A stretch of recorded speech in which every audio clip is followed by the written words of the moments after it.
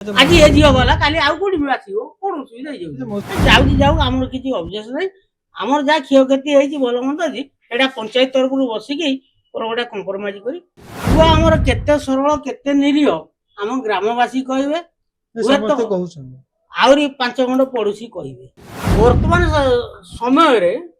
झीर बयस निहाती 25-27 पुअर बयस निहाती 30-32 एटा एवरेज हेले समपक्ष बोली कुआ जाउछि कला गोराठी किछि नै कलार जो भल मंद धଳାର ସେଇ ଭଲ ମନ୍ଦ ପୁଅ ଆମର ବିଲକୁଲ କୌଣସି ତାର ଅସୁବିଧା ନାହିଁ ଯୋଉଠି ବସିଲେ 5,000 ଡେଲି ଇନକମ କରିପାରିବ ବୁଝିଲେ ତାର କୌଣସି ଅସୁବିଧା ନାହିଁ ଆଉ ସେ ଚିନ୍ତା କାହିଁ କରିବ ଆଜି ଏ ଝିଅ ଗଲା କାଲି ଆଉ କୋଉଠି ଆସିବ କଣ ଅସୁବିଧା ହେଇଯାଉଛି ମୋ ସେ ଯୋଉ ତାଙ୍କୁ ମାତ୍ର 32 ବର୍ଷ ଆଜ୍ଞା 32 ବର୍ଷରେ ବି ତାଙ୍କୁ ବୁଢା ବୋଲି କୁହାଯାଉଛି ଆଉ ସେଇଟା କାହିଁକି ବୁଢା କହୁଛନ୍ତି ତାଙ୍କ ପାର୍ଟିରୁ ତରଫରୁ ସେ ଅନୁଭବ କରୁଥିବେ 32 ବର୍ଷ ପିଲାକୁ କିଏ ବୁଢା ବୋଲି କହେ ଆପଣଙ୍କୁ ମୋ ସାହେବ କେତେ ବର୍ଷ ହେଲାଣି ମତେ 62 ବର୍ଷ 62 ବର୍ଷରେ ବି ଆପଣଙ୍କୁ ମାନେ ସେତିକି ଏଜ ହେଇନି ମାନେ ସେତିକି ଷ୍ଟ୍ରଙ୍ଗ ଅଛି ନା ଆପଣଙ୍କୁ ବି କେହି ବୁଢା କହିବା ପାଇଁ ସାହସ କରିବେନି ନାଇଁ କଣ ତ କହିବା ହେଲା କଣ ମୁହଁରେ ତ ଆମେ 12 କଥା ଦବା ନାଇଁ କହିଲେ ଆମକୁ ଦୁଃଖ ନାହିଁ କିନ୍ତୁ ହେଲେ କହିଲେ ଲାଭ କଣ ଅଛି ବାସ୍ ବାସ୍ ସେ କମ୍ପ୍ରମାଇଜ ହେଇଗଲେ ଭଲ କାହିଁ ଏ ଜିନିଷଟାରୁ ପଶିବା କଣ ଏଥିରୁ ଲାଭ ମିଳିବ ଚଷୁକିଟି ଲାଭ ଅଛି କିନ୍ତୁ ମୋ ସାରା ଓଡିଶା ଆପଣଙ୍କ ପୁଅ ସମର୍ଥନ ମାନେ ହଁ ହେଇଥିବ କିନ୍ତୁ ହେଲେ ଆମର କିଛି କମ୍ପ୍ଲେନ ନାହିଁ ସେ ଝିଅ ଯଦି ବୁଢା କହିଲା କି ଟୋକା କହିଲା ଏମିତି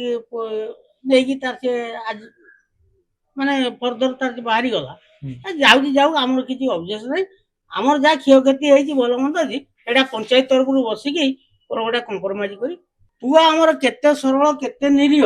ଆମ ଗ୍ରାମବାସୀ କହିବେ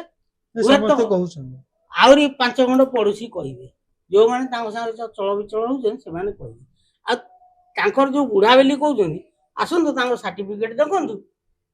ତାଙ୍କର ସ୍କୁଲ ସାର୍ଟିଫିକେଟ ଦେଖନ୍ତୁ ଜନ୍ମ ତାରିଖ ଦେଖନ୍ତୁ ବୁଢା କି ଟୋକା ସମାଜ ଯଦି କହିବ ବୁଢା ଆମେ ବି କହିବୁ ହଁ ବୁଢା ଆମେ କାହିଁ କହିବୁ ଟୋକା ବର୍ତ୍ତମାନ ସମୟରେ ଝିଅର ବୟସ ନିହାତି 25-27 ପୁଅର ବୟସ ନିହାତି 30-32 ଏଇଟା ଆଭରେଜ ହେଲେ ସମପକ୍ଷ ବୋଲି କୁହାଯାଉଛି ଆଉ ତାପରେ ଆଗରୁ ତ 15-16 ବର୍ଷ 18 ବର୍ଷରେ ବିବାହର ହେଇଯାଉଥିଲା କିନ୍ତୁ ବର୍ତ୍ତମାନ ସେ ସିଷ୍ଟମ ନାହିଁ କିନ୍ତୁ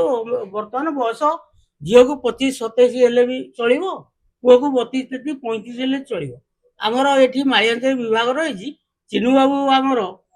ଏଟା ହାଇଲାଇଟ ହଉ କିଛି ଆପତ୍ତି ନାହିଁ ଚିନୁ ବାବୁ ଆମର 42 ବର୍ଷରେ ବାହା ହେଇଥିଲେ ତାଙ୍କ ପୁଅ ଆମ ଆମକୁ 3ଟା ଭଳିଆ ଆମରି ଭଳିଆ ଲୋକଙ୍କୁ 3ଟାକୁ ଉଠେଇ କଚି ଦେବେ କାରଣ କୋଉ ସକାଶେ ସେକ୍ସ ବୟସ ଭଲ ମନ୍ଦ ସେଗୁଡା ସବୁ ରହିଛି ଗୋଟେ ଜିନିଷ ବୟସ ଯାହା ବି ହଉ ଯଦି ଗୋଟେ ପୁରୁଷ ପିଲା ଯଦି ରୋଜଗାର କରୁଛି ବହୁତ କମ ବୟସ ଝିଅକୁ ବି ବାହା ହେଇପାରୁଛି ସେ ନାଇଁ ନାଇଁ ସେଇଟା ହବାଟା ଠିକ ନୁହଁ ଆଉ ଯଦିଓ ଆଜିକାଲି ତ ମନୋରାଜିରେ ଏମିତି ବି ହେଇପାରୁଛି ତାକୁ ଆମର ମନା କରିବା କଣ ଦରକାର ଏମିତି ହଉଛି କାହିଁ କଳା ବାହା ହଉଥିଲେ ଗୋରା ବାହା ହଉଥିଲେ କଳା ପୁଅ ମାନେ କଣ କଳା ଝିଅକୁ ବାହାଉଥିଲେ ନା ଗୋରା ଝିଅକୁ ବାହାଉଥିଲେ ସେମିତି କିଛି ପ୍ରଶ୍ନ ନାହିଁ କଳା ଗୋରାଠି କିଛି ନାହିଁ କଳାର ଯୋଉ ଭଲ ମନ୍ଦ ଧଳାର ସେଇ ଭଲ ମନ୍ଦ ତେଣୁକରି ବୁଝାବଣା ମନ ପରିଷ୍କାର ମନ ନିର୍ମଳ ଦେଲେ ଗାଡିଆ ଗଙ୍ଗା କିନ୍ତୁ ଏବର ଝିଅ କିନ୍ତୁ କଳା କଣ କଳାକାର ଲୋକକୁ ଦେଖୁଛନ୍ତି ଆଉ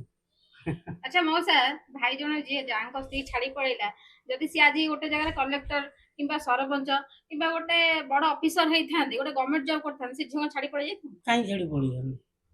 ତାହେଲେ ଆଜି କାହିଁ ଛାଡି ପଳେଇ ଗ୍ୟାରେଜ ବୋଲି କାମ କରୁଛନ୍ତି ସେଇଟା ତାଙ୍କର ମନର କଣ ବିତୃଷ୍ଣା ଥବ ସେଇଟା ତ ମୁଁ କହିପାରିବିନି ତେଣୁକରି କଣ ତାଙ୍କ ମନୋଭାବ କୌଣସି ବିତୃଷ୍ଣା କୋଉ ଭାବରେ ସିଏ ଗଲେ ସିଏ ଜାଣିଥିବେ ନାଇଁ ସିଏ ଯଦି କାଳିଆ ଆମର ଜଣେ ମନ୍ତ୍ରୀ ପଦରେ ଥାନ୍ତେ ତାହେଲେ କଣ ସେ ଝିଅ ଛାଡି ଦେଇଥାନ୍ତା ତା ବି କି ସମ୍ଭବ କି ଅସମ୍ଭବ ମୁଁ ସେଇଟା କେମିତି କହିବି ଗୋଟେ ସାଧାରଣତଃ ମୂଲିଆଟା ହେଲେ ବି ମୂଲିଆ ଯିଏ ଡେଲି ମଜୁରିଆ ମଜୁରୀ ଲାଗିକି ତା ପାରିଶ୍ରମିକ ମୂଲ୍ୟ ଆଣିକି ତା ସ୍ତ୍ରୀ ଦେଇକି ସଂସାର ଚାଲୁଛି ଖୁସିରେ ବି ଚଳୁଛି ତାଙ୍କର ବି 4ଟା-5ଟା ଯିଏ ଦଣ୍ଡଲୋକ ଗଦିରେ ବି ଶୋଉଛନ୍ତି ସିଏ ବି ଆଜିକାଲି ପରିସ୍ଥିତିରେ ଅନ୍ୟ ବାଟ ଦେଇ ଚାଲୁଛନ୍ତି ସ୍ତ୍ରୀ ବିବାହ ହେଇକି 2-3ଟା ବେପାର ଛୁଆ ହେଲା ପରେ ସିଏ ପୁଣି ଅନ୍ୟ ପୁରୁଷ ଦେଇ ପଳଉଛି ତାକୁ ଆମେ କିଏ ବାଧ୍ୟ କରିବା ବନ୍ଦ କରିବା? ତାହେଲେ ଝିଅଙ୍କୁ ଚିହ୍ନିବା କେମିତି ଭଲ ଝିଅ ମାନେ ଝିଅ ଭଲ କି ଖରାପ ଜାଣିବ କେମିତି? ଚିହ୍ନିବାର ଆଜିକାଲି ପରିସ୍ଥିତିରେ ଏ ସମାଜରେ କାହାକୁ ଚିହ୍ନିବା ପରିସ୍ଥିତି ଅଇକା ନାହିଁ। କାରଣ ଅଇକା ଅନ୍ଧା ପରି ଦୁନିଆ, ବୁଝିଲେ? ଯାହାକୁ ଆପଣ ଦେଖୁଥିବେ ଭଲ ବୋଲି ସିଏ ହିଁ ଖରାପ ହେଇପାରେ। ତେଣୁକରି କାହାକୁ ବିଶ୍ୱାସ ନାହିଁ। ଏ ସମୟଟା ବର୍ତ୍ତମାନ ସେଇଭଳିଆ ଆସୁଛି, ଆହୁରି ବି ଘନେଇ ଆସିବ, ଅପେକ୍ଷା କରନ୍ତୁ। ଆଗକୁ କଣ ସ୍ତ୍ରୀ ଲୋକ